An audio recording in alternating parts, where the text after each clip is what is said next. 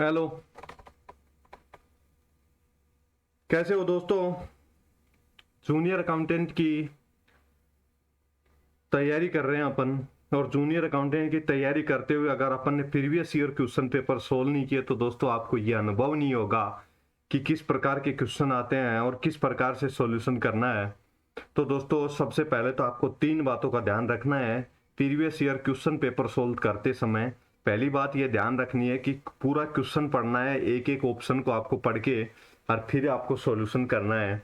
दोस्तों ऐसा नहीं है कि अपने आपने क्वेश्चन पढ़ा और आपको पहला ऑप्शन ही लगा कि वास्तव में पहला ऑप्शन सही है और आपने फुल कॉन्फिडेंस में और आपने पहला ऑप्शन सीधा टिक करके और ओमार में भर दिया तो दोस्तों गड़बड़ हो जाएगी। क्योंकि पहला ऑप्शन आपने तीन ऑप्शन नहीं देखे हो सकता है वो तीनों ही और जो ऑप्शन नहीं देखे वो भी सही हो और चारों ऑप्शनों को मिलाकर के दोस्तों उपरोक्त सभी का ऑप्शन दे रखा हो चौथा ऑप्शन, तो दोस्तों कभी भी ऐसा ना करें। दूसरी सावधानी रखने की बात यह है कि दोस्तों पहला ऑप्शन पढ़ लिया आपने, वो आपको गलत लगा, दूसरा ऑप्शन आपने पढ़ा वो आपको सही लगा, लेकिन आपने फिर भी चारों ऑप्शन नहीं पढ़े तो दोस्तों हो सकता है कि उसमें से कोई तीसरा ऑप्शन ऐसा हो कि ए और बी दोनों सही, बी और सी दोनों सही, इस प्रकार से ऑप्शन हो और वो दो दो ऑप्शन सही हो तो दोस्तों ऐसी भी स्थिति बन सकती है। अगर आपने दोस्तों तीनों चारों ऑप्शन पढ़ लिए लेकिन आपने नीचे के ऑप्शन और नहीं देखे और उनमें से ही आपने एक चूज करके भर दिया और नीचे ऑप्शन दे रखे थे ऑप्शन ए और बी, ऑप्शन बी बी और सी, ऑप्शन सी सी और डी और ऑप्शन डी एक उपरोक्त सभी, तो दोस्तों ऐसी स्थिति भी बन सकती है। तो एक तो आपको ये बात ध्यान रखनी है कि एक एक क्वेश्चन को हेडिंग पढ़ के चाहे अपने को उत्तर मिल गया हो तब भी अपन चारों ऑप्शन जरूर पढ़ेंगे और बाद में टिक करेंगे। एक तो ये पहली बात ये ध्यान रखनी है। दूसरी ये ध्यान रखनी है दोस्तों नहीं है की स्थिति में कंफ्यूजन होता है तो दोस्तों जैसे ही क्वेश्चन पढ़ें तो नहीं है और है को अंडरलाइन करें। अगर किसी क्वेश्चन के अंतर्गत नहीं दे रखा है लास्ट में कि नहीं है निम्नलिखित में से कौन सा नहीं है तो नहीं है तो उस नहीं है को गोला कर दें या उस पर टिक कर दें, उसको मतलब अंडरलाइन कर लें तो दोस्तों ऐसी स्थिति में आपका क्वेश्चन गलत होने की संभावना नहीं रहेगी। और तीसरा एक तरीका और है दोस्तों, अगर आपको कोई क्वेश्चन पढ़ा और आपको कोई आइडिया नहीं लग रहा तो आपको उल्टा कीजिए, ऑप्शन से पर्सन की ओर आइए, एक एक ऑप्शन को पहले सोल्व कीजिए, फिर आपको पता लग जाएगा कि कौन सा ऑप्शन सही है। तो दोस्तों ये ऑप्शन से पर्सन करना भी एक तरीका होता है। तो दोस्तों एक एक क्वेश्चन सामान्य वित्तीय लेखा नियम JF&R के अपने जूनियर अकाउंटेंट के पेपर में 25 क्वेश्चन आने हैं, 25 क्वेश्चन आने हैं तो 25 क्वेश्चन आएंगे। और ये जो 2011 में हुआ था इसमें भी 25 क्वेश्चन आए हुए हैं तो अपने को एक एक क्वेश्चन ध्यान से अपन सोल्व करते हुए चलेंगे। तीनों प्रीवियस ईयर के तीनों पेपर अगर आप सोल्व कर लेंगे तो दोस्तों 3 से 4 क्वेश्चन का आपको वैसे ही बेनिफिट मिल जाएगा, यो के यो रिवाइज हुए मिलेंगे। 3 से 4 क्वेश्चन इन्हीं के ऑप्शनों में से इन्हीं के पर्सन में से आपको रिवाइज होते मिलेंगे तो आपको 3 से 4 क्वेश्चन की तैयारी तो आपके तीनों प्रीवियस ईयर के 75 क्वेश्चन सोल्व करते ही बन जाती है। तो दोस्तों एक एक क्वेश्चन पेपर को प्रीवियस ईयर क्वेश्चन पेपर 2011 का 15 का अपन पहले सोल्व कर चुके, आज 2011 का प्रीवियस ईयर क्वेश्चन पेपर आपके लिए लेके आया हूं। एक एक क्वेश्चन को अपन सोल्व करते हुए चलेंगे, समझते हुए चलेंगे ध्यान से। दोस्तों क्वेश्चन नंबर 1, दोस्तों ये क्वेश्चन नंबर 1 दोस्तों अपने मोबाइल पे जो आप 144 नेट की स्पीड 144 पे जो करके देखते हो पिक्सल पे, उसकी जगह दोस्तों 240 या 360 पे कर लें तभी आपको दिखाई देगा, ये स्पष्ट दिखाई दे। इस हिसाब से अपने मोबाइल में यूट्यूब पे ऊपर सेटिंग का ऑप्शन होता है, उस पर जैसे ही टिक करोगे नीचे एडवांस सेटिंग का ऑप्शन आएगा, एडवांस सेटिंग पे जैसे ही टिक करोगे वीडियो जैसे खोलोगे उसके ऊपर सेटिंग का ऑप्शन आएगा, उस पर टिक करोगे एडवांस सेटिंग आएगा, एडवांस वाली पे क्लिक करते ही आपके सामने ऑप्शन आएंगे 144 पिक्सल 120 ना सॉरी 240 360 है 270 इस प्रकार से 230 220 सॉरी इस प्रकार से ऑप्शन आएंगे तो आपको उस पे 144 पे दोस्तों स्पष्ट दिखाई नहीं देता है तो 240 पे या 360 पे कर लें। अगर ऑप्शन दोनों आ रहा है तो 240 पे करके देख ले, फिर आपको दिखने में अगर सुधार होता है तो ठीक है, नहीं 360 पे करके देखे। तो दोस्तों राज्य का पहला क्वेश्चन देखते हैं, राज्य का लेखा सेवा से आशय है ऐसी निधि जो परिभाषित है राज्य का लोक लेखा, राज्य का कैसा लेखा दोस्तों, लोक लेखा से आज से ऐसी निधि से है, यानी कि लोक लेखा निधि पूछ रहा है। लोक लेखा निधि जो परिभाषित है, किसमें परिभाषित है लोक लेखा निधि, एक एक ऑप्शन पढ़ते हैं। अनुच्छेद 266 एक में भारतीय संविधान के, दोस्तों अनुच्छेद 266 एक किसके संबंध में, अपन ने भी पढ़ा है और आपने भी पढ़ा होगा, संचित निधि के संबंध में है।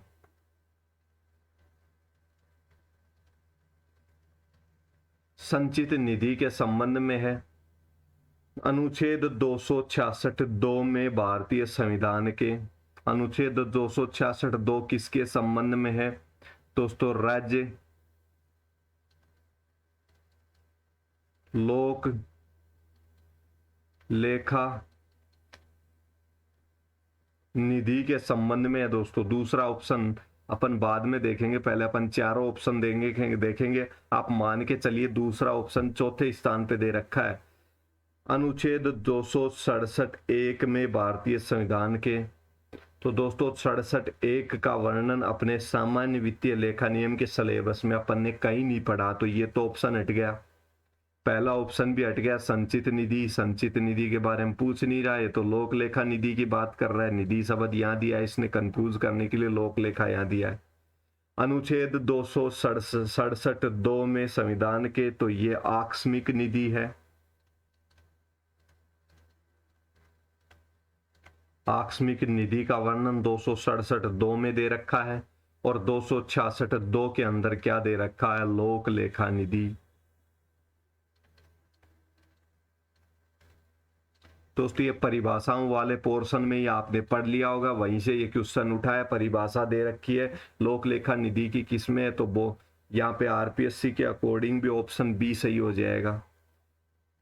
तो आप याद करते हुए चलें दोस्तों, यहाँ से एक क्वेश्चन आपको मिल जाएगा, ये बहुत मोस्ट इंपोर्टेंट है, यहाँ से क्वेश्चन पूछता है। तो दोस्तों ऐसी स्थिति में अपन ने पिछला जो पेपर पढ़ा था उसमें भी लोक लेखा निधि के स्थान पर दोस्तों आकस्मिक निधि का क्वेश्चन 2015 वाले पेपर में भी पूछा हुआ है, 2011 वाले में भी अब लोक लेखा निधि पूछ लिया, उसमें आकस्मिक निधि पूछा था, अब लोक लेखा निधि पूछ लिया। तो दोस्तों प्रत्येक पेपर में ऐसा क्वेश्चन आ रहा है, तो दोस्तों आपको कुछ नहीं करना, इस क्वेश्चन को सही करने के लिए आपको तीनों ऑप्शन किस किस के संबंध में याद रखना है, इनके सामने मैंने लिख दिया है। अनुच्छेद 266 एक किसके संबंध में है, भारतीय संविधान की अनुच्छेद 266 एक संचित निधि के संबंध में है। अनुच्छेद 266 दो भारतीय संविधान की किसमें है, लोक लेखा निधि के संबंध में। और अपन ने इन्हीं तीनों अनुच्छेदों का उपयोग अपन ने परिभाषा में पढ़ा है। और इसमें से आपको 100%, जहां तक मेरे को 10% तो अपन 90% मान के चलेंगे, क्योंकि 10% तो हो सकता है दोस्तों एग्जामिनर नहीं डाले क्वेश्चन संभावना, लेकिन 90% दोस्तों 90% एक क्वेश्चन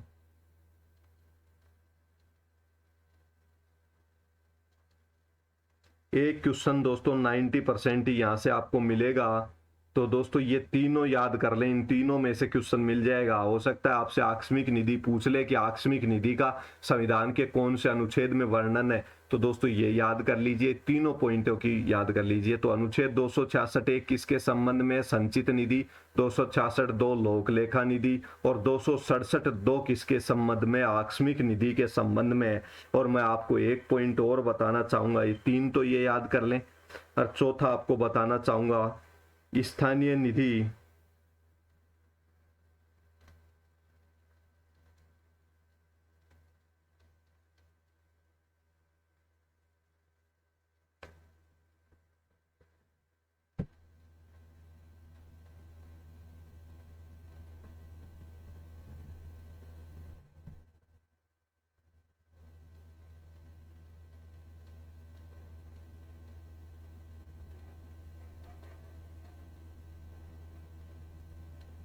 दोस्तों स्थानीय निकाय निधि का वर्णन कहाँ पे किया गया है, ये भी आप याद कर लें।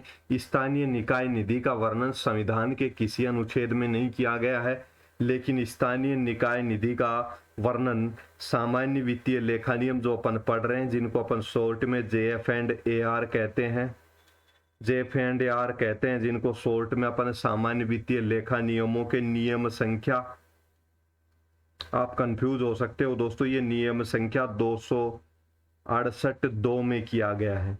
तो दोस्तों इनके तीनों के साथ ही ये भी याद कर लें कि स्थानीय निकाय निधि का वर्णन किया गया है। तो पूछे आपसे और संविधान के ऑप्शन दे 3 और एक ऑप्शन देगा कि ये सामान्य वित्तीय लेखा नियम के नियम संख्या 268(2) में, तो दोस्तों 268(2) को टिक करना है। तो दोस्तों आप ये 4 पॉइंट अगर यहाँ से याद कर लेंगे दोस्तों, 90% में आपको कह रहा हूँ क्वेश्चन मिल जाएगा आपको। एक क्वेश्चन इन तीनों में से और एक ही नीचे दे रखा है इसमें से। तो राज्य का लोक लेखा निधि की परिभाषा देख ली अपन ने, ये तीनों पॉइंट्स देख लिया। अब अगला आप क्वेश्चन सोल्व करेंगे। इसका ऑप्शन आपको मैंने बता दिया, ऑप्शन बी सही होगा।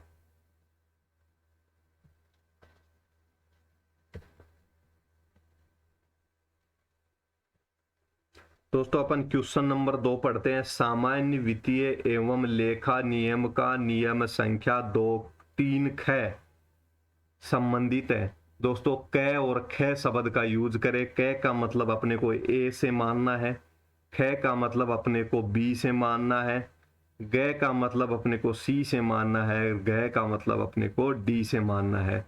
तो इस प्रकार से क ख ग गड़ दे या ABCD दे तो आपको मान के चलना है। तो सामान्य वित्तीय लेखा नियम का नियम संख्या 3 ख के संबंध में पूछ रहा है। तो दोस्तों नियम 3 आपके दिमाग में आना चाहिए, किसके संबंध में है। 3 एक संबंध में है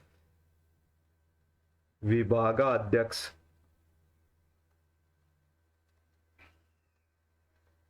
3 एक किसके संबंध में, विभागाध्यक्ष किसकी नियुक्ति करेगा, कार्यालय,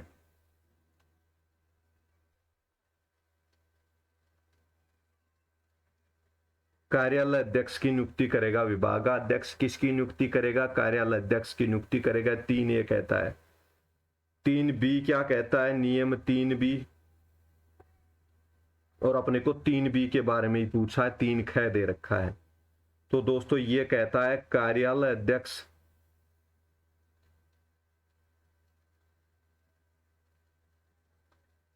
अध्यक्ष किसकी नियुक्ति करेगा, तो आहरण वितरण अधिकारी की नियुक्ति करेगा।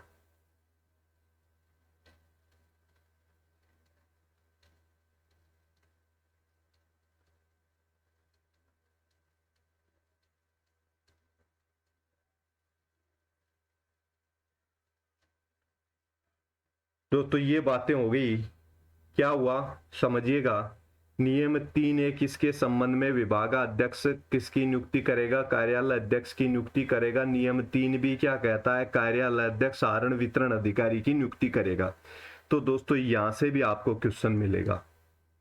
अब आपको बता दूं अपन ने क्या पढ़ा। नियम 3A किससे संबंधित है, विभागाध्यक्ष कार्यालय अध्यक्ष की नियुक्ति करने के संबंध में। नियम 3B किसके संबंध में, फिर कार्यालय अध्यक्ष आहरण वितरण अधिकारी की नियुक्ति करेगा। और आहरण वितरण अधिकारी किसको बनाया जाएगा, किसी राजपत्रित अधिकारी को ही बनाया जा सकता है।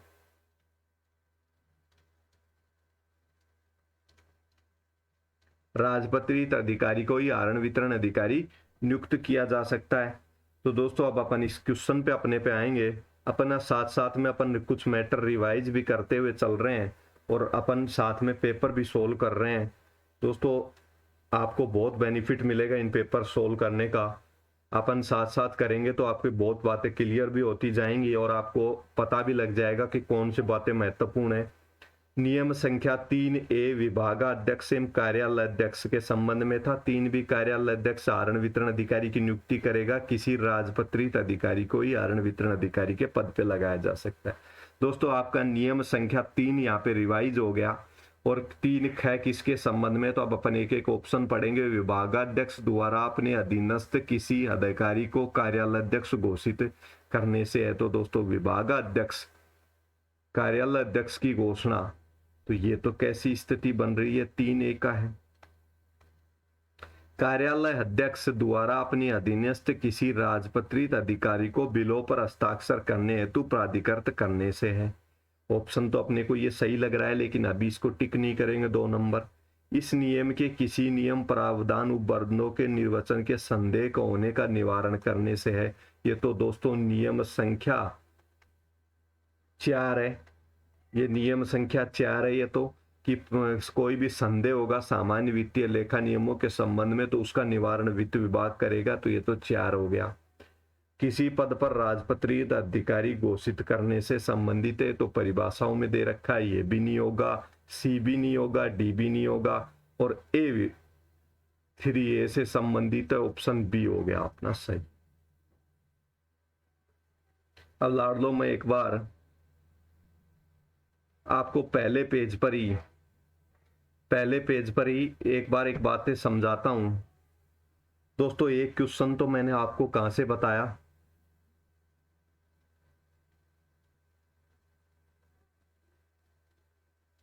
90% आपको एक क्वेश्चन कहां से मिलेगा, मैंने बताया आपको, अनुच्छेद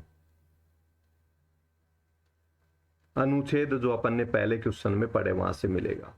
दूसरा क्वेश्चन कहां से मिलेगा दोस्तों, एक क्वेश्चन 90% आपको एक क्वेश्चन कहां से मिलेगा, 90% आपको एक क्वेश्चन कहां से मिलेगा, वो मिलेगा नियम 3 या 4 में से।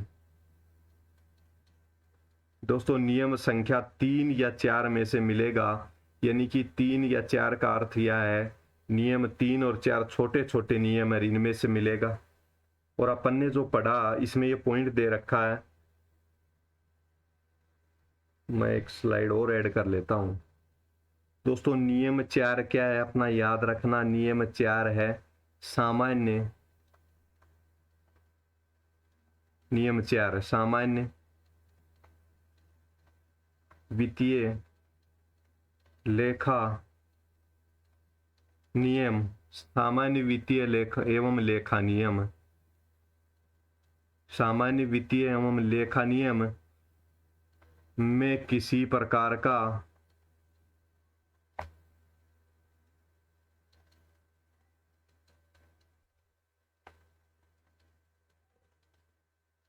संदेह होने पर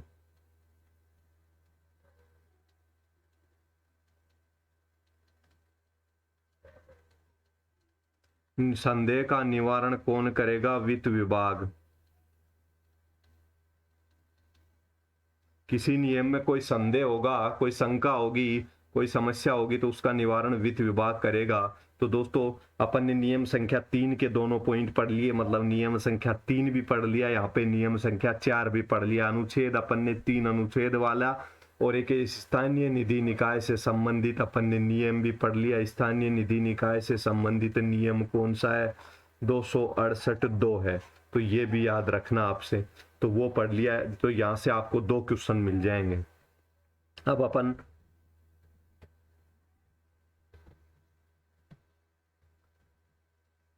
अगले क्वेश्चन पे आ गए हैं। तीसरा क्वेश्चन, सामान्य वित्तीय लेखा नियम में वित्तीय औचित्य के स्तर बाबत चर्चा की गई है। तो वित्तीय औचित्य की बात कर रहा है दोस्तों, ये क्या कर रहा है, पकड़ लिया अपन ने शब्द को, वित्तीय औचित्य की बात कर रहा है। और दोस्तों नियम संख्या 8, 9 और 10 और 11 ये ऑप्शन। नियम संख्या 1 तो किसके संबंध में था दोस्तों, अपने सबको पता है। नियम संख्या 1 किसके संबंध में है, GFAR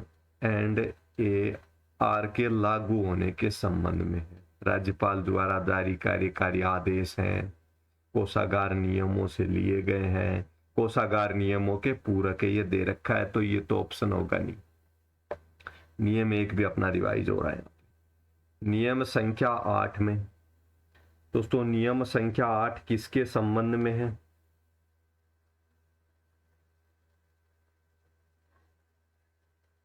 नियम संख्या 9 किसके संबंध में है, तो नियम संख्या 8 तो किसके संबंध में है,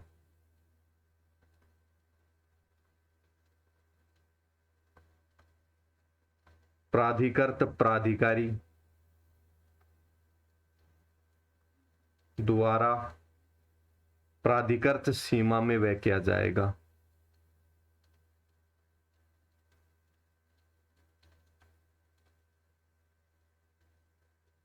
ये हो गया अपना नियम संख्या 8। प्राधिकृत प्राधिकारी द्वारा प्राधिकृत सीमा में व्यय किया जाएगा। व्यय करने के लिए प्राधिकृत व्यक्ति व्यय जिसको अधिकृत किया गया है, पावर दी गई है, वही व्यय करेगा, और जितनी सीमा तक व्यय करने की पावर दी गई है उतना ही व्यय करेगा।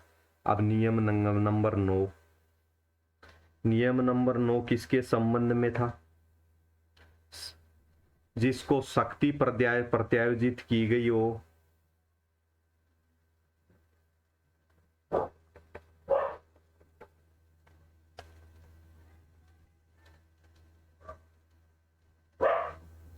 प्राधिकृत सीमा में ही व्यय करेगा, और प्राधिकृत व्यक्ति द्वारा प्राधिकृत सीमा में व्यय किया जाएगा। जिसको शक्तियां प्रत्यायोजित की गई हो वो व्यय करेगा। नियम संख्या 9।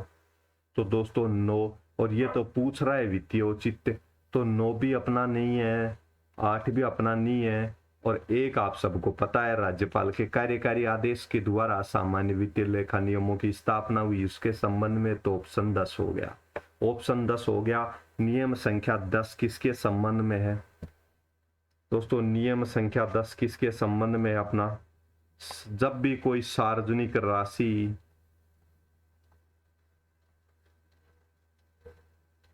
व्यय करेंगे तो दोस्तों उसकी सावधानी बरतने के संबंध में है। कितनी सावधानी बरतेंगे? जितनी स्वयं की राशि व्यय करते समय बरते हैं।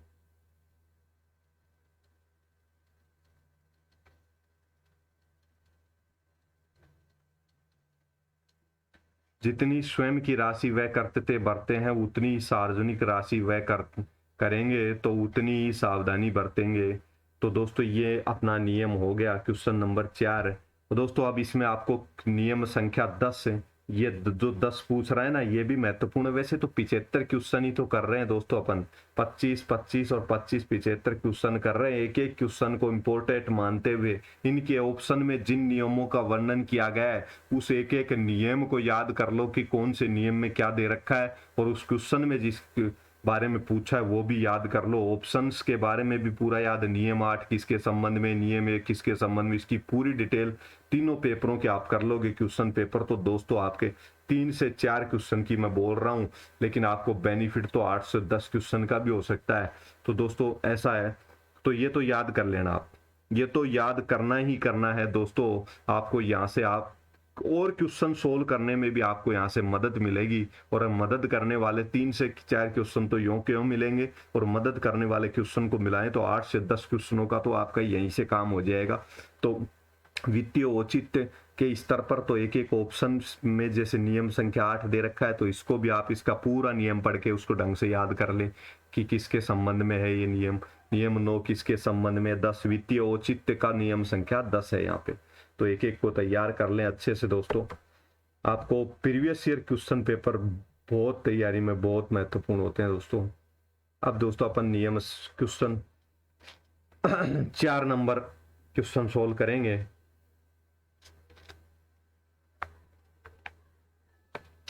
सामान्य वित्तीय लेखा नियम के नियम 20 में प्रावधान है, तो जैसे नियम 20 का वर्णन किया यहाँ पे, तो आपके दिमाग में आना चाहिए नियम 20 किसके संबंध में है? हानियों की रिपोर्ट के संबंध में।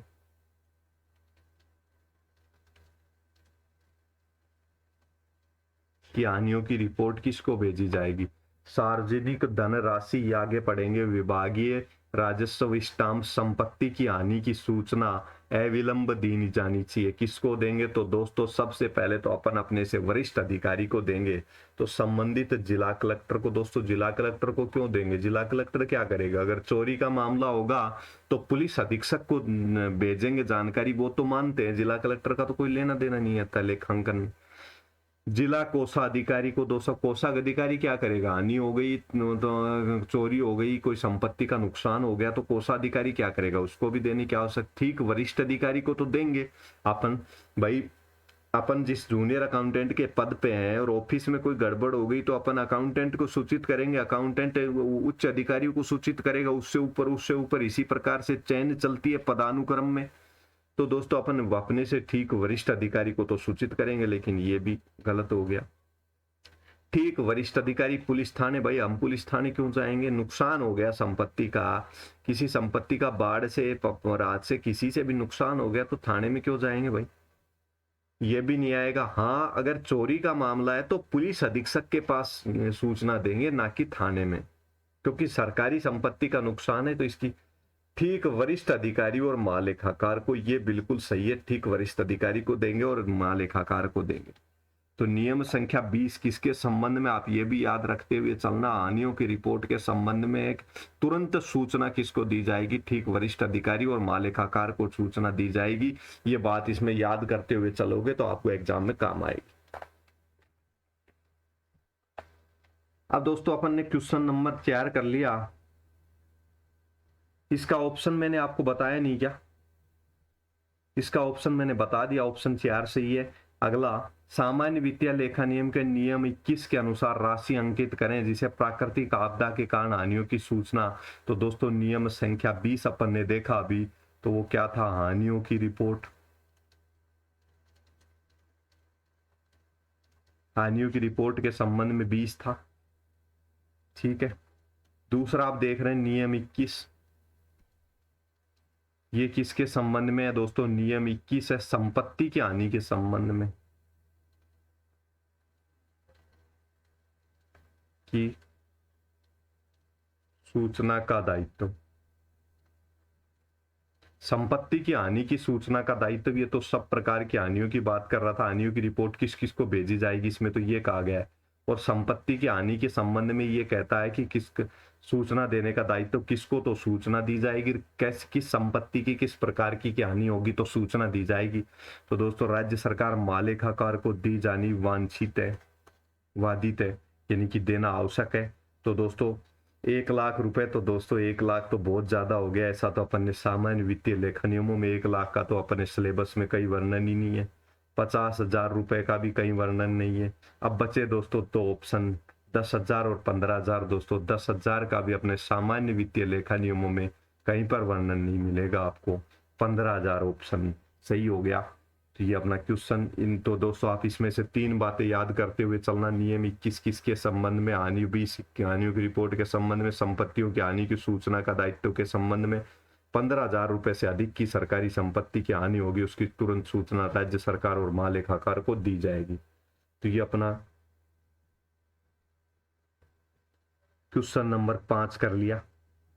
दोस्तों अपन मात्र 25 क्वेश्चन करेंगे इस क्लास में आज की में, जो कि 2011 के पेपर में सामान्य वित्तीय लेखा नियम के आए थे। सामान्य वित्तीय लेखा नियम का के नियम 27 में वांछित है कि विभागाध्यक्ष अपने अधीनस्थ अधिकारियों से मासिक लेखे निर्धारित फॉर्म में प्राप्त करेगा। दोस्तों ये क्वेश्चन यहाँ पे जीए का भी आपको क्वेश्चन मिलेगा, जीए का भी आपको एक क्वेश्चन मिलेगा। अपना पहला अनुच्छेद से संबंधित था। नियम से संबंधित कितने क्वेश्चन है मैं ये देखना चाह रहा हूं।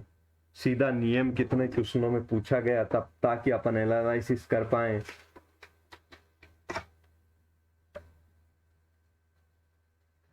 दोस्तों सीधा नियम पूछा गया।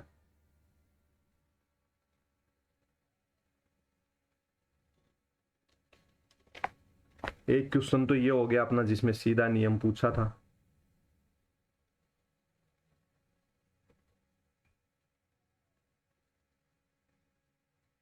एक क्वेश्चन ये हो गया जीए का।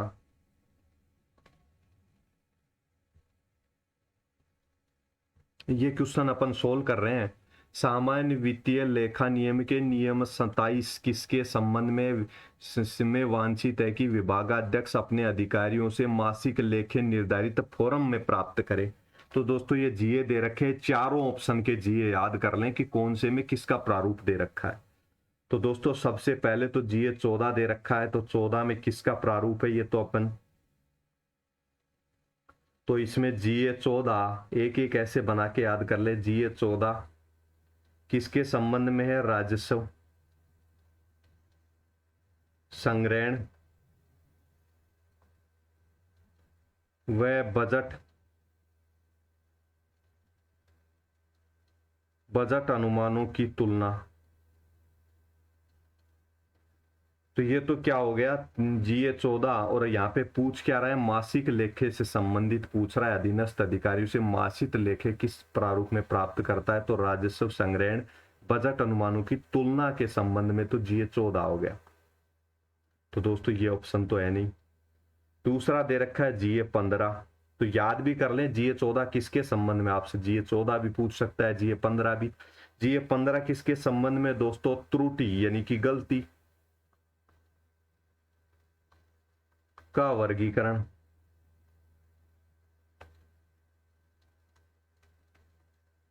त्रुटि का वर्गीकरण भेजने के संबंध में GA 15 है, तो यहां तो कहीं त्रुटि की बात नहीं, मासिक लेखों का पूछ रहा है, तो ये भी ऑप्शन नहीं होगा। तीसरा GA 55,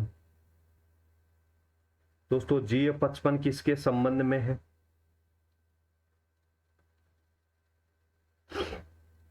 दोस्तों रसीद बुक का प्रारूप है इसमें, तो रसीद बुक का भी यहां वर्णन नहीं है। तो दोस्तों अपना ये ऑप्शन भी कट गया, तीनों ऑप्शन कट गए, तो GA 13 बचा। और GA 13 किसके संबंध में है, मासिक राजस्व प्राप्ति विवरण, मासिक राजस्व प्राप्ति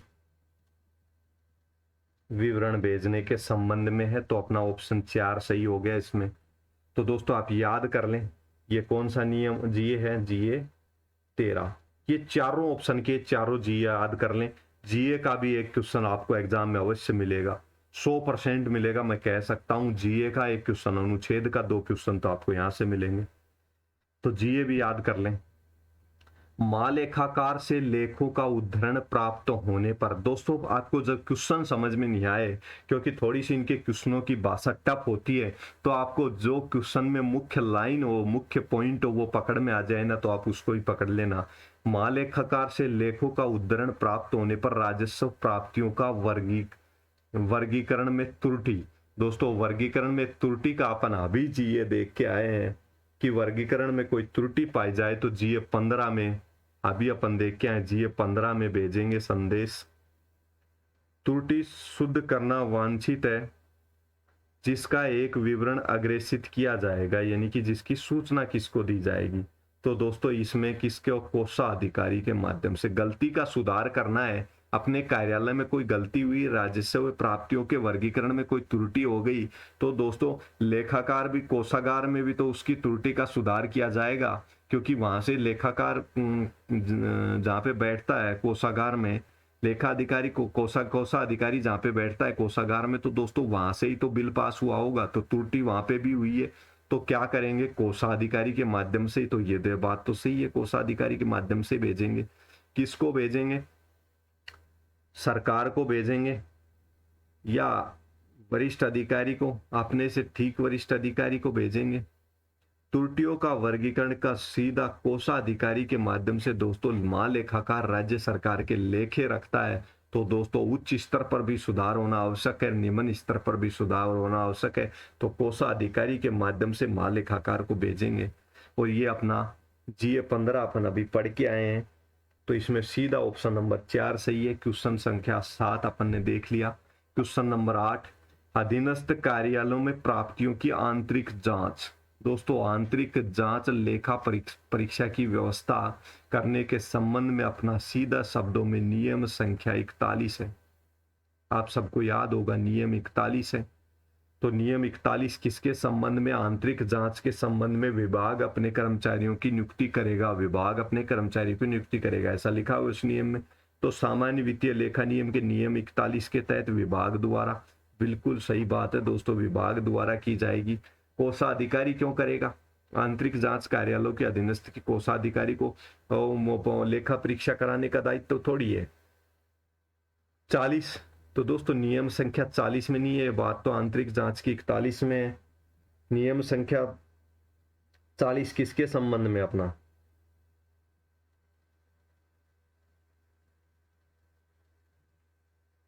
40 तो राजस्व की माफी के संबंध में, नियम बनाने के संबंध में था।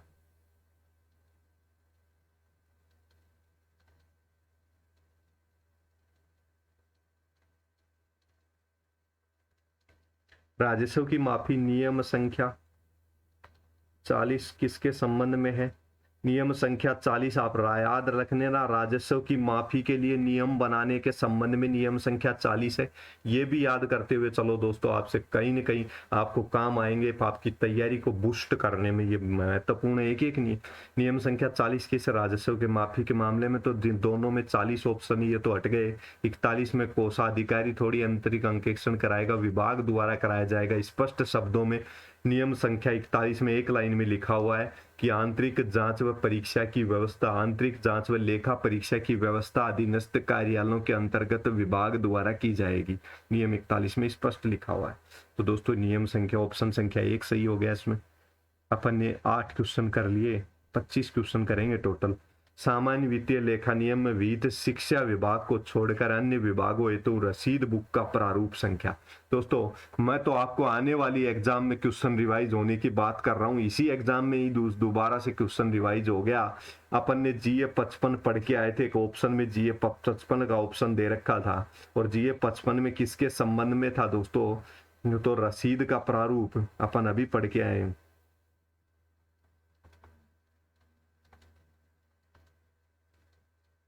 वही क्वेश्चन दोबारा से आ गया, वही क्वेश्चन। तो 55 में रसीद बुक का प्रारूप दे रखा है, और GA 56 में किसका है? GA 56 में शिक्षा विभाग की रसीद का प्रारूप है।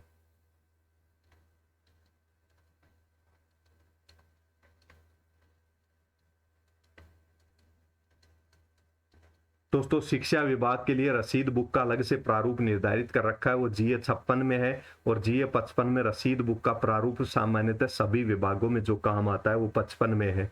अब इसका वर्णन कहाँ पे किया गया है? तो दोस्तों ये एक एक ऑप्शन अपन देखेंगे। GA 55 सही है। नियम GA 56, GA 56, GA 56 ये क्या कह रहा है? शिक्षा विभाग को छोड़कर, यानी शिक्षा विभाग में अपन ने देख लिया 56 है, तो ये तो हो नहीं सकता, ये भी नहीं हो सकता। GA 56 दे रखा है, इन दो में GA 55 दे रखा है। तो अब नियम देखेंगे, नियम संख्या।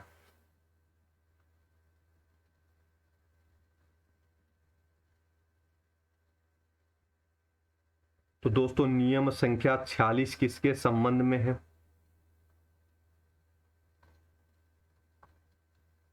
नियम संख्या 46 किसके संबंध में?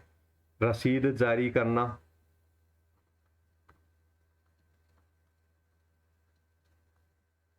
वह हस्ताक्षर, रसीद जारी करना और रसीद पर हस्ताक्षर करने के संबंध में नियम 46 है। तो दोस्तों यहाँ तो रसीद जारी करने हस्ताक्षर की बात नहीं रही हो रही, रसीद बुक का प्रारूप की बात हो रही है। तो नियम संख्या 45 में क्या दे रखा है? 46 भी हट गया, अब बचा एक ऑप्शन आपके पास, 55 और 45।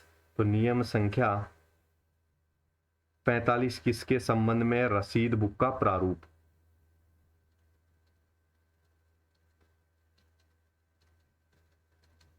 रसीद बुक का प्रारूप नियम संख्या 45 में है। तो दो ऑप्शन संख्या 3C हो गया। 9 क्वेश्चन कर लिए। 10वां है सामान्य वित्तीय लेखा नियम के नियम 50 का प्रावधान संबंधित है। तो दोस्तों नियम 50 का प्रावधान किसके संबंध में? अपन 10वां क्वेश्चन कर रहे हैं। सामान्य वित्तीय लेखा नियम के नियम 50 का प्रावधान। तो दोस्तों इसमें किसी कार्यालय के नगद शेष का सत्यापन से गैर सरकारी राशि के लेन देन के संबंध में, दोस्तों ये इतना तो मेरे ध्यान है कि 50, 51, 52, 53 इन सब में नगद राशि के संबंध में बातें की गई है। तो अब अपन एक एक पॉइंट को देखेंगे। नगद राशि की अभिरक्षा का नियम कौन सा है?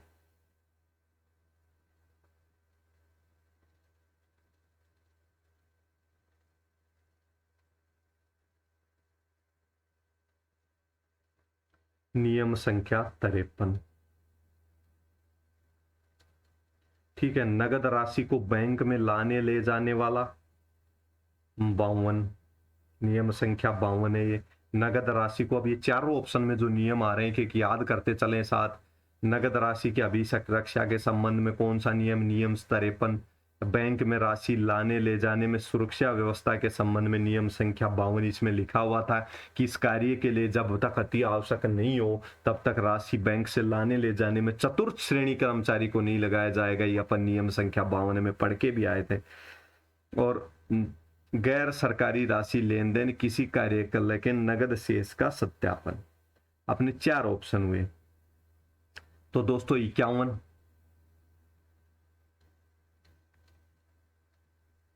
नगद शेष का सत्यापन नियम संख्या कितना है? 51 है। तो दोस्तों 52 हो गया, 53 हो गया। तो गैर सरकारी राशि के लेन देन के संबंध में नियम संख्या 50 है। गैर सरकारी राशि के लेन देन के संबंध में नियम संख्या 50 है। तो दोस्तों इस क्वेश्चन के साथ आपने चारों नियम पूछ लिया आपसे। स्मार्ट तरीके से क्वेश्चन पूछेगा, इसी प्रकार से एक क्वेश्चन के अंदर ही दो दो तीन तीन चार नियमों के बारे में पूछ लेगा। तो दोस्तों नियम से संबंधित अपना एक और क्वेश्चन आ गया। इससे पहला वाला क्वेश्चन भी अपन नियम से संबंधित मान सकते हैं।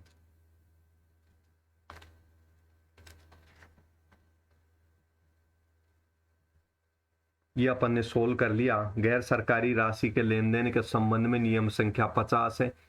तो 51 किसके? किसी कार्यालय में नगद शेष का सत्यापन के संबंध में। दोस्तों 1 मिनट रुकना, अपन पढ़ रहे हैं नियम 50 के संबंध में। हाँ दोस्तों, गैर सरकारी राशि के लेन देन के संबंध में 50 है।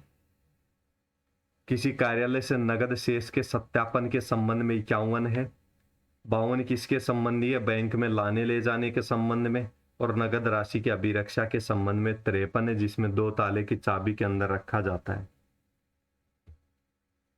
अब दोस्तों अपन क्वेश्चन संख्या अपना 11वां क्वेश्चन, राजकीय कार्यालय के खजांची के कर्तव्य। दोस्तों जहां पे खजांची आ गया यानी कि कैशियर की बात कर रहा है, और कैशियर के दायित्व, खजांची का अर्थ कैशियर, कैशियर के दायित्व नियम 60 में है। अपन खूब पढ़ा होगा आपने, नियम 60 में कैशियर के दायित्व दे रखे हैं। तो यहाँ से आप याद रखें कैशियर के दायित्व कौन से नियम है। तो खजांची के कर्तव्य या कैशियर के दायित्व नियम 60 में। तो राशि प्राप्त करना, उचित रसीद देना, बिल्कुल सही है, कैशियर ही प्राप्त करता है। रोकड़ पुस्तिका में प्राप्तियों का लेखा करना। दोस्तों बैंक के कैशियर से भी आप ये समझते हो, बैंक का कैशियर राशि प्राप्त करता है, रसीद देता है। रोकड़ पुस्तिका में प्राप्तियों का लेखा भी करता है। बिलों वाउचरों आदि की अभिरक्षा भी करता है, बिल्कुल बिल सुरक्षित रखेगा। सरकारी कर्मचारी द्वारा अग्रिम राशि से शेष अव्यतीत राशि जो वसूल नहीं की गई, दोस्तों अपलेखन का कार्य इसका नहीं है। अपलेखन का कार्य सक्षम प्राधिकारी द्वारा किया जाएगा।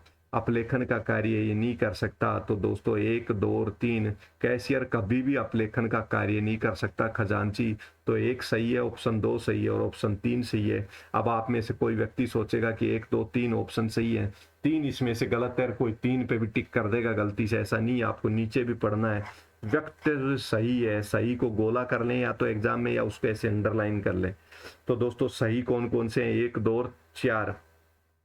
तो 1, 2 और 4 3 नंबर ऑप्शन में है। तो दोस्तों ये हो गया अपना क्वेश्चन नंबर 11। क्वेश्चन नंबर 12, स्वीकृतियां कब प्रभावी होंगी का प्रावधान किया गया है सामान्य वित्तीय लेखा नियम के कौन से नियम में स्वीकृतियों के प्रभावी होने के संबंध में प्रावधान किया गया है? तो नियम संख्या 69 दे रखा है अपना पहला ना।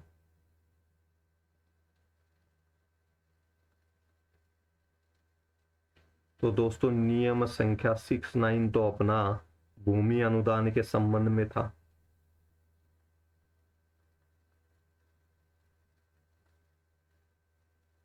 भू राजस्व के मामले में स्वीकृति।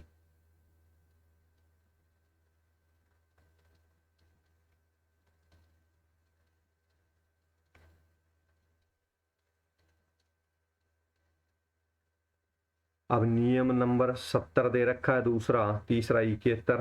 तो नियम संख्या 71 किसके संबंध में है? याद करते हुए चले, भूतलक्षी मंजूरी।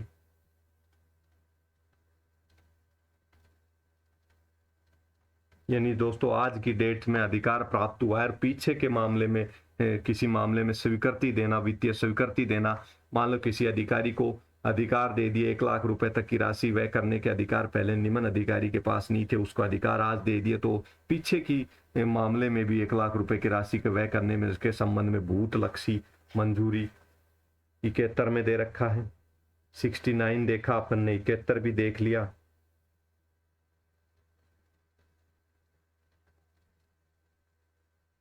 नियम संख्या 72 क्या कहता है? स्वीकृतियों को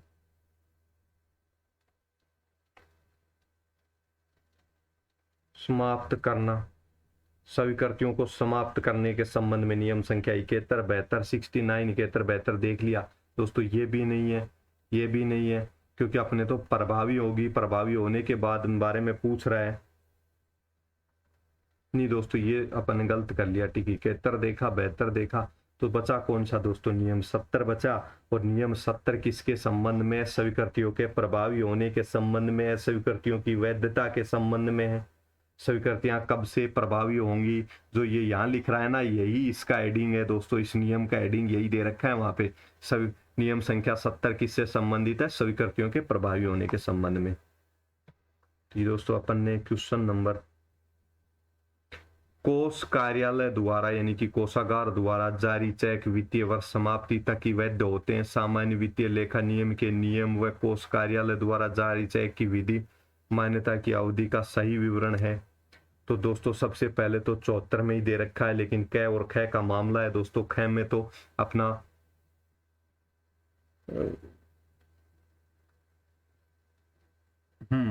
अपना क और ख दे रखा है दोस्तों। ख में तो इलेक्ट्रॉनिक क्लियरेंस सिस्टम के बारे में था, ईसीएस के भुगतान के बारे में था, ईसीएस के भुगतान के बारे में है। ख तो जिसमें भी ख दे रखा है उन सबको हटा दो, बचे क 2 में है। तो दोस्तों अपना ये ऑप्शन 21 दिन है। तो 21 दिन का भी दोस्तों कई वर्णन नहीं है। सामान्य वित्तीय लेखा नियम में 30 दिन का वर्णन है, लेकिन दोस्तों वर्तमान समय में 30 दिन भी यहाँ पे गलत है। इसके स्थान पर अपना आएगा 3 माह। चेक 3 माह तक वैलिड रहता है, 3 माह तक वैलिड रहता है, लेकिन ये 30 दिन भी मान सकते हैं। इसमें दे रखा है, पहले एग्जाम 2011 में हुई थी, उस समय सेवा नियम कुछ अलग थे, अब 3 माह का नियम बन गया है। तो दोस्तों ये हो गया अपना नियम। अगला 14 नंबर क्वेश्चन है 15। सामान्य वित्तीय लेखा नियम के अनुच्छेद जिस राशि के भुगतान की रसीद पर टिकट अनिवार्य है। टिकट कितने राशि के अधिक पे भुगतान पे लगाएंगे? 85, 84, 85, 84, दो तो नियम दे रखे हैं। तो दोस्तों इनडायरेक्टली अपन नियमों के क्वेश्चन देखेंगे।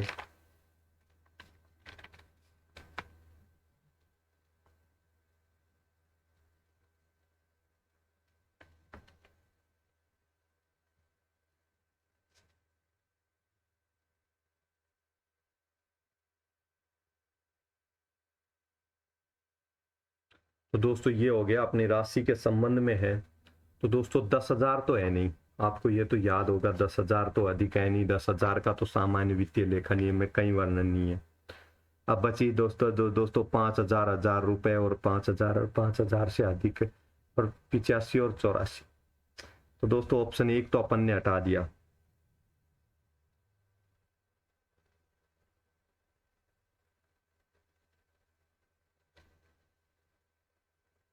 तो दोस्तों अब अपने को पहले नियम डिसाइड कर लेते हैं अपन। नियम 84 किसके संबंध में है दोस्तों? ये तो है दावों की प्रस्तुति करना का संबंध में है।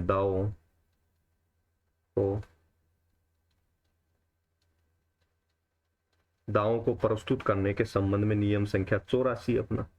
तो दोस्तों 84 तो दावों को भुगतान सामान्य वित्तीय लेखा नियम के अनुच्छेद जिस राशि के भुगतान की रसीद का टिकट के संबंध में तो है नहीं है, तो दावों को प्रस्तुत करने के संबंध में है 84। तो जिस ऑप्शन में 84 दे रखा है वो भी हटा दें। तो दोस्तों ऑटोमेटिक अपना निकल आया 5,000 या नियम 85। यानी कि आपको अगर राशि का सही पता है और नियम का पता है तो दोस्तों आप क्वेश्चन कर पाओगे। तो ये हो गया अपना नियम 84 दावों को प्रस्तुत करने के संबंध में है। और रसीद पर टिकट लगाने के संबंध में कौन सा है? 5,000 से अधिक की राशि के संबंध में नियम संख्या 85 है।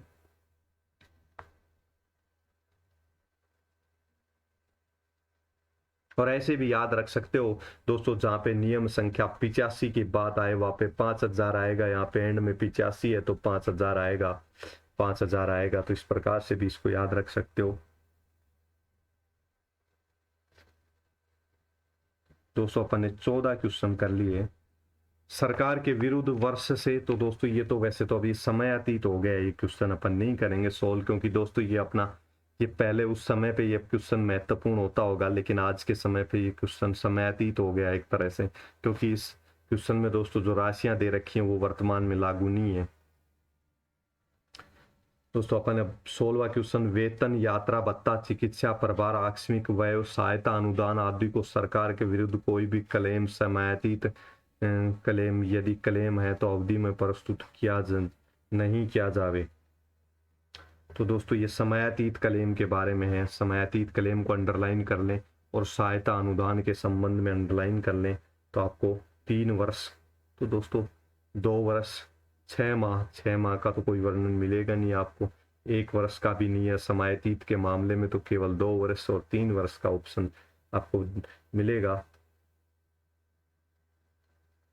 तो दोस्तों 2 वर्ष, क्योंकि 3 वर्ष के मामले में ऐसा है, जब वो राशि दे रखी है कि जब 2000 रुपए से कम का मामला हो तो 3 वर्ष, 2000 रुपए से अधिक का मामला हो, और यहाँ पे रुपए का वर्णन उसने कहीं किया नहीं है, तो 2 वर्ष ऑप्शन पिक कर देंगे। और दोस्तों इसका आरपीएससी ने 2 वर्ष ही माना है। मैं आपको ऑथेंटिक आंसर बता रहा हूँ, एक एक का आरपीएससी के अकॉर्डिंग भी वो आंसर सही है।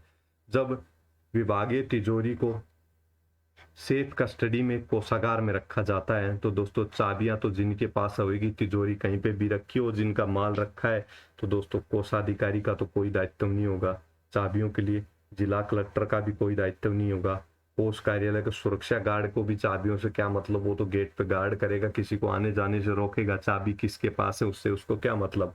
तो ये दोस्तों कार्यालय अध्यक्ष या आरण वितरण अधिकारी करेगा। और ये चाबियों की सुरक्षा के संबंध में जो अपना नियम था तो वो नगद की अभिरक्षा वाला लागू हो जाएगा। यहाँ पे नगद की अभिरक्षा का अपना नियम कौन सा था, तो दोस्तों नगद की अभिरक्षा का नियम संख्या 53 नगद की अभिरक्षा। तो ये याद रखना, जो ऑप्शन नंबर 4 सही है इसमें। सामान्य वित्तीय लेखा नियम का नियम संख्या 25 के अनुसार लेखा अधिकारियों, दोस्तों ये परिशिष्ट भी आपको पिछले पेपर में भी पूछा है, वापस से इस पेपर में पूछ रहा है, तो ये दोस्तों ये परिशिष्ट वाला क्वेश्चन भी आपको ये पूछ सकता है। तो दोस्तों ये परिशिष्ट भी याद करके चलें। तो दोस्तों ये तो होगा नहीं, 3, 1, 2 भी नहीं होगा दोस्तों, 4 और 5 हो गए, तो आप सबको पता होगा स्पष्ट रूप से, इजी क्वेश्चन है। 3 में उच्च अधिकारियों का है, जूनियर अकाउंटेंट वगैरह का, 4 में उच्च अधिकारियों का दे रखा है और 3 में जूनियर अकाउंटेंट के कर्तव्य दे रखे हैं। और नियम संख्या 25 किसके संबंध में है, तो दोस्तों लेखा अधिकारियों, कनिष्ठ लेखा अधिकारियों के दायित्व और कर्तव्य के संबंध में दोनों बातें तैयार कर लें।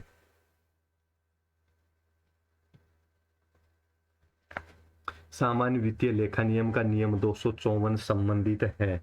तो दोस्तों ये 4 ऑप्शन दे रखे हैं क्वेश्चन नंबर 19 में। तो दोस्तों प्रतिदायों की स्वीकृति से संबंधित तो अपना 254 हो गया, तो ऑप्शन तो ये सही हो गया। वर्गीकरण के संबंध में तो दोस्तों 253 है। और दोस्तों प्रक्रिया के संबंध में 255 है। और दोस्तों आदेश का प्रवर्त करना, यानी कि आदेश का प्रवर्त होना, लागू होना 256 में है। तो दोस्तों ये याद कर लेना। तो दोस्तों 253 प्रतिदायों के वर्गीकरण के संबंध में 253 प्रतिदायों की स्वीकृति 254 में मिलेगी।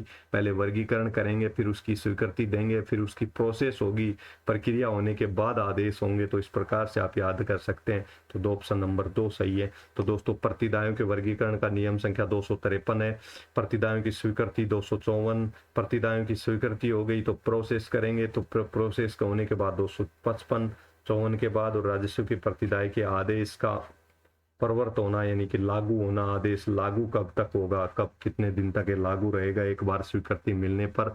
और इसमें ये आदेश 3 माह तक स्वीकृत होंगे, एक बार स्वीकृति मिलने पर। अगर किसकी स्वीकृति मिल गई, रिफंड है, रिफंड की स्वीकृति मिलने तक 3 माह के लिए आदेश लागू होते हैं, 3 माह तक लागू रहता है। जब तक किसी कानून, नियम, विभागीय विनियमों द्वारा अन्यथा उपबंधित नहीं किया गया हो, राजस्व के प्रतिदाय के लिए आदेश उसके जारी किए जाने की तारीख से किस अवधि तक प्रवर्त होते हैं। तो दोस्तों ये अपन नियम संख्या 20 देख रहे हैं। और दोस्तों नियम संख्या जारी करने की तारीख से 3 माह तक। अपन अभी इससे पहले वाले नियम में देखा अपन ने दोस्तों, अभी पहले वाले नियम में मैंने 3 माह बताया है कि रिफंड के आदेश जारी होने पर 3 माह तक वो रिफंड के आदेश लागू होंगे। अगर 3 माह में व्यक्ति रिफंड लेने नहीं आता है तो दोबारा से दोस्तों वो प्रक्रिया होगी उसको रिफंड मांगने के लिए आवेदन करना पड़ेगा। तो 3 माह है ये नियम संख्या 256, और 256 से ही अगला क्वेश्चन है कि जारी तारीख से 3 माह तक। आरपीएससी ने जो आंसर माने हैं दोस्तों, अपन भी वही आंसर लेके चल रहे हैं और वही आंसर लेके पढ़ रहे हैं, तो टेंशन ना ले। आपको अगर ऑब्जेक्शन लगाने की किसी क्वेश्चन में आवश्यकता पड़ेगी, वैसे तो एक भी क्वेश्चन में मिस्टेक है ही नहीं, तो ऑप्शन वाली तो कोई बात ही नहीं आती। सहायता अनुदान अंशदान आदि की स्वीकृति के लिए सामान्य वित्तीय लेखा नियम के किस नियम में है? तो दोस्तों सहायता अनुदान जैसे ही यहाँ पे बात कर रहा है तो आपके दिमाग में आ जाना चाहिए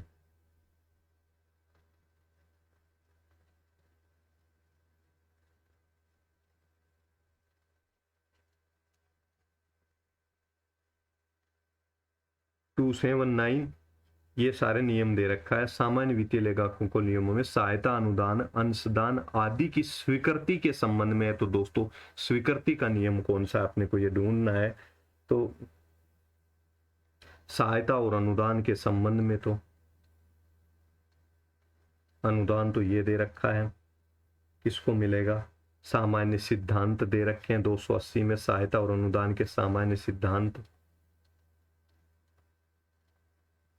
सामान्य सिद्धांत 280 में दे रखे हैं, और अभी अपना 281 बचा।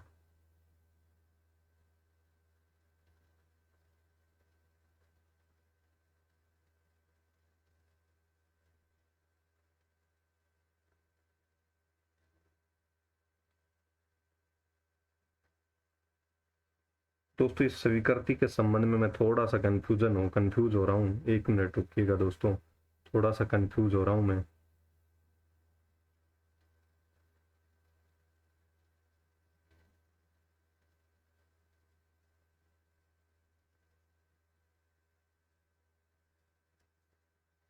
दोस्तों सीधी सी बातों तो ये है, पहले तो पॉइंट अपन एक बार दोबारा से क्वेश्चन को पढ़ता हूं मैं।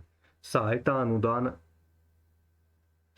अनुदान अंशदान आदि की स्वीकृति के लिए सामान्य वित्तीय लेखा नियम है। तो सहायता अनुदान की स्वीकृति वाला नियम पूछ रहा है, तो सहायता अनुदान की स्वीकृति दोस्तों 280 में दी गई है। 280 में सहायता अनुदान की स्वीकृति दे रखी है।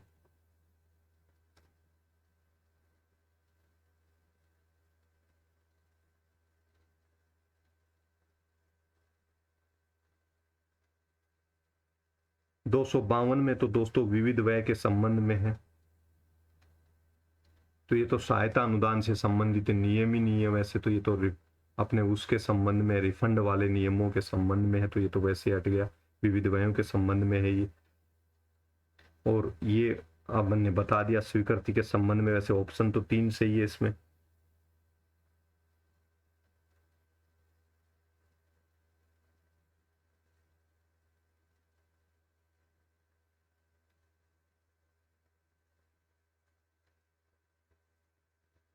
दो सौ इक्यासी दोस्तों मेरे अब ध्यान आ गया, विशिष्ट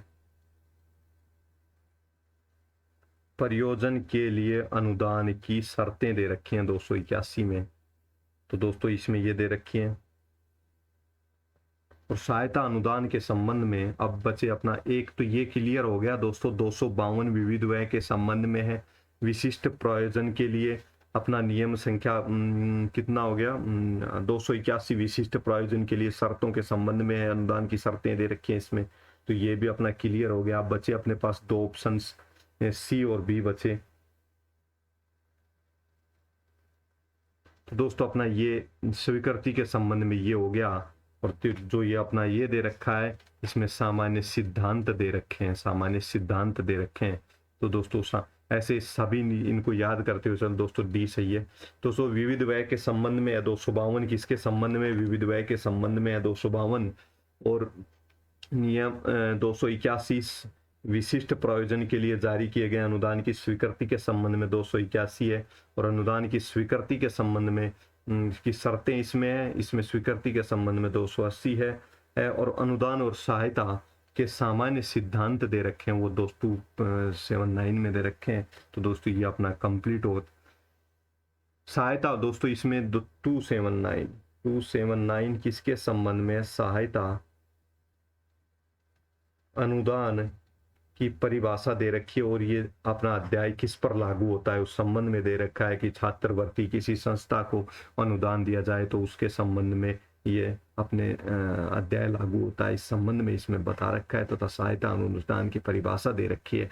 तो दोस्तों नियम संख्या 280 इसका एग्जैक्ट आंसर है। तो दोस्तों आप याद कर लेना, नियम संख्या 252 विविध व्यय के संबंध में, नियम संख्या 279 किसके संबंध में, सहायता और अनुदान की इसमें परिभाषा दे रखी है और सहायता अनुदान के अपना अध्याय किस पर लागू होता है, छात्रवृत्ति पर लागू होता है किसी संस्था द्वारा अनुदान दिए जाने पर लागू होता है, विशिष्ट प्रयोजन छात्रवृत्ति अनुदान और इन सब के संबंध में लागू होता है। तो ये लागू होने के संबंध में नियम संख्या 81 विशिष्ट प्रायोजन के लिए अनुदान की शर्तें दे रखी हैं और स्वीकृति 280 में है। तो दोस्तों नियम संख्या ये भी हो गया।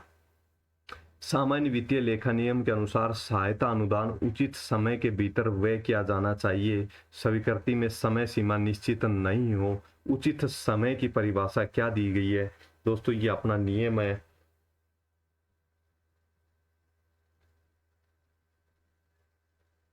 दोस्तों नियम संख्या 282 में क्या दे रखी है, स्वीकृति की उचित समय, सहायता अनुदान के लिए उचित समय का प्रावधान अनुच्छेद नियम संख्या 282 में किया गया है और 1 वर्ष है स्वीकृति की दिनांक से 1 वर्ष है, जिसमें दोस्तों इसमें ऑप्शन संख्या 3 बिल्कुल सही है।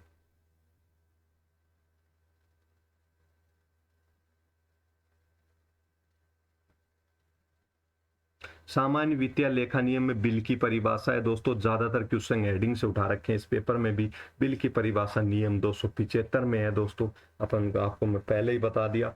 नियम संख्या 275 में 77 तो किसके संबंध में है, स्पेसिफिमेन सिग्नेचर के संबंध में है। 77 नियम संख्या 76 बिलों पर हस्ताक्षर करने के संबंध में है। बिलों पर हस्ताक्षर करने के संबंध में, हस्ताक्षर करने के संबंध में 76 है।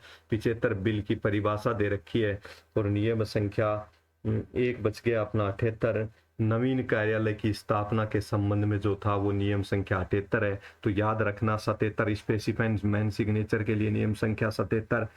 नियम संख्या 75 बिलों की परिभाषा, नियम संख्या 76 किसके संबंध में, स्पेसिफिक क्षेत्र किसके संबंध में, हस्ताक्षर करने के संबंध में। नियम संख्या 76 बिलों पर हस्ताक्षर करने के संबंध में। 77 स्पेसिफिक सिग्नेचर के संबंध में। 78 नए कार्यालय की स्थापना के संबंध में। चारों नियम याद कर लेना।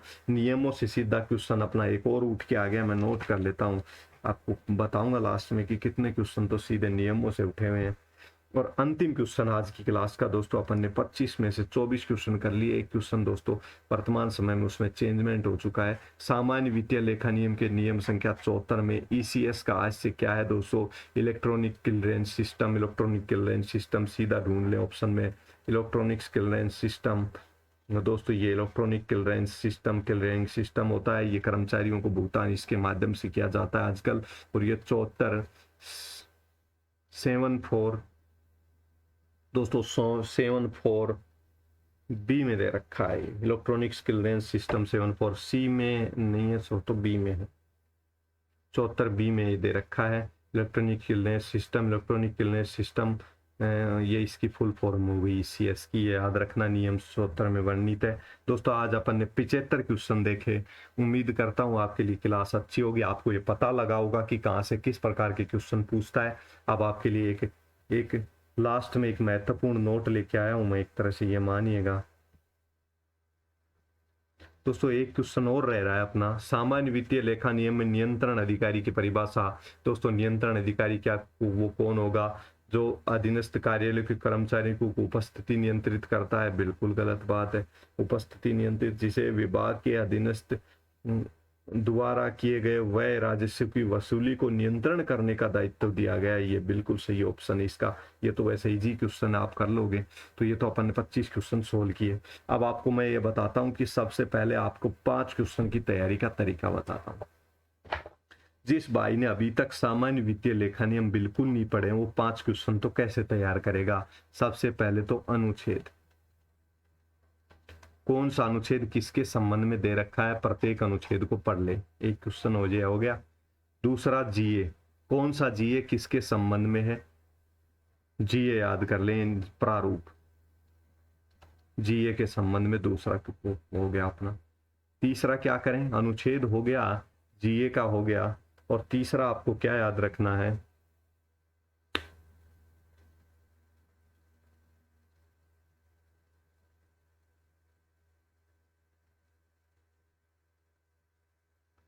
तीसरा आपको दोस्तों जीए से एक क्वेश्चन आपको मिल जाएगा, अनुच्छेद से आपको एक क्वेश्चन मिल जाएगा।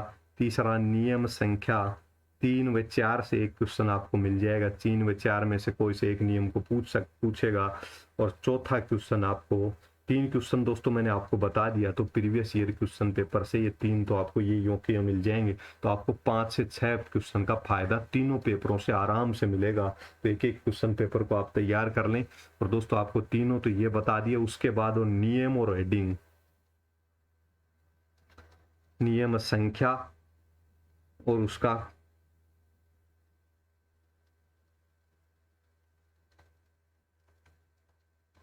नियम संख्या और उसका हेडिंग याद कर लें। तो दोस्तों आपको और आसानी होगी, इस हेडिंग से सीधे नियम संख्या और हेडिंग के 4 से 5 क्वेश्चन पूछता है। तो 5 + 3 = 7 से 8 क्वेश्चन की तो आपकी तैयारी यही बन जाएगी। सबसे पहले आप अनुच्छेद याद कर लें, जो जीए प्रारूप याद कर लें, नियम संख्या 3 और 4 में से आपको क्वेश्चन मिल जाएगा। और नियम संख्या और उसका हेडिंग, प्रत्येक सभी नियमों का नियम संख्या और हेडिंग याद कर लोगे तो 8 से 10 क्वेश्चन आपके एग्जाम में हो जाएंगे। दोस्तों मैं उम्मीद करता हूँ आपको अच्छा लगा होगा। आज का पेपर अपन ने सोल्व किया, एक एक क्वेश्चन पेपर से आपको अंदाजा लगा होगा किस प्रकार के क्वेश्चन एग्जाम में पूछता है। आप अपन अगली क्लास में मिलेंगे दोस्तों कल, वो नेक्स्ट 2016 वाला पेपर लेके आपके सामने वो हाजिर होऊंगा। अपनी सामान्य वित्तीय, किसी दोस्त को सामान्य वित्तीय लेखा नियम पढ़ने हैं तो अपनी क्लासेस कंप्लीट हो चुकी है, 20 घंटे में पूरे करा रखे हैं। इसके बाद अपन मैराथन क्लासें भी लेके आएंगे, और किसी भाई को अगर राजस्थान सेवा नियम करने तो उसकी अपनी क्लासें चल रही हैं। धन्यवाद दोस्तों, आज की क्लास में